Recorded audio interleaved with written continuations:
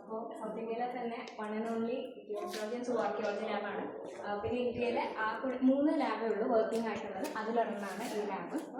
സുവാർക്കിയോളജി എന്ന് പറയുന്നത് നമുക്ക് അതായത് ഈ ഒരു ആർക്കിയോളജിക്കൽ കോണ്ടെക്സ്റ്റിൽ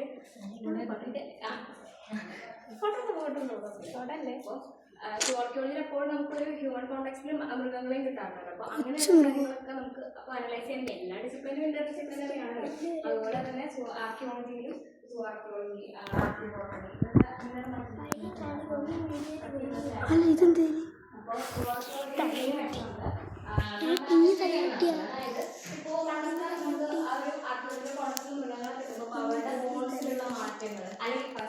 സ്പീഷീസ് ഏതാണ് ഐഡന്റിഫൈ ചെയ്യണം. അപ്പൊ അതിന് വേണ്ടി നമ്മൾ കമ്പാരിറ്റീവ് സ്റ്റഡി നടത്തണം. കമ്പാരിറ്റീവ് സ്റ്റഡി നടത്തണമെന്നുണ്ടെങ്കിൽ ഇപ്പോഴത്തെ സ്പീഷീസിനെ വേണം. അപ്പൊ നാച്ചുറൽ ആയിട്ട് മരിക്കുന്ന ഒറിജിനലാണ്. അതായത് അതായത് ആ ഫ്ലെഷും എല്ലാം അതാണ് ഈ സുവാർക്കിയോളജി ലാബ് ലൈബ്രറി അവിടെ നമ്മൾ സെറ്റ് ചെയ്തിരിക്കുന്നത്. അപ്പോൾ ഇതിന് എല്ലാം ഒറിജിനലാണ്. ഡിഫറെൻറ്റ് സ്പീഷീസ് ഉണ്ട്. ഞാനൊരു സയൻസ് ബാക്ക്ഗ്രൗണ്ടിൽ നിന്ന് വരാത്തത് കൊണ്ട് എനിക്കിതിങ്ങനെ കൂടുതൽ ഡീറ്റെയിൽ ആയിട്ട് ചോദിച്ചാൽ എനിക്കറിയില്ല കേട്ടോ. അപ്പോൾ ഇതിലൊക്കെ ഉള്ളതാണ്, എല്ലാത്തിലും ഉണ്ട്. ഇൻട്രസ്റ്റിംഗ് ആയിട്ട് ഞാനധികം തുറന്നു നോക്കാറില്ല. വരും നമുക്ക് നോക്കാം. ഫസ്റ്റ് ഇയർ ആണോ ഇത്? ഫസ്റ്റ് ഇയർ ഇല്ല, നോക്കട്ടെ ഞാൻ. അത് നോക്കൂ,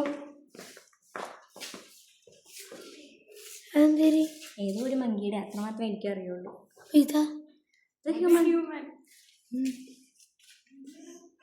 അപ്പോൾ ഷെൽസ് ഇഷ്ടം പോലെ കിട്ടാറുണ്ട്. അപ്പോൾ നമ്മളിവിടെ മെയിനായിട്ട് കോൺസെൻട്രേറ്റ് ചെയ്യുന്നത് ഗുജറാത്തിലാണ് എക്സ്കവേഷൻസ് കൂടുതൽ, അതായത് ഹാരപ്പൻ കോണ്ടെക്സ്റ്റിൽ. അപ്പോൾ അങ്ങനെ കിട്ടുമ്പോൾ ഇഷ്ടംപോലെ ഷെൽസ് നമുക്ക് കിട്ടുന്നുണ്ട്. അതും മനസ്സിലാക്കാൻ വേണ്ടിയിട്ട് ചേഞ്ചസ് മനസ്സിലാക്കാനൊക്കെ ഹെൽപ്പ് ചെയ്യും. അപ്പോൾ ഇഷ്ടത്തെ ഷെൽസ് നമുക്ക് കിട്ടുന്നുണ്ട്. പിന്നെ ഇപ്പുറത്തേക്ക് വരികയാണെങ്കിൽ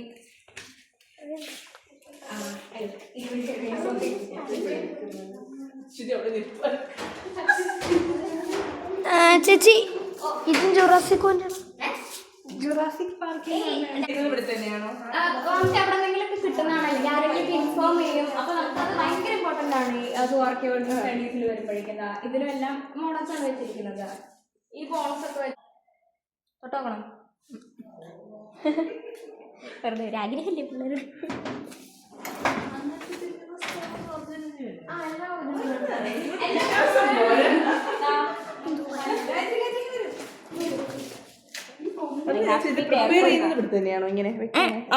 ഇങ്ങനെ കിട്ടുന്നതാണോ ഇത്?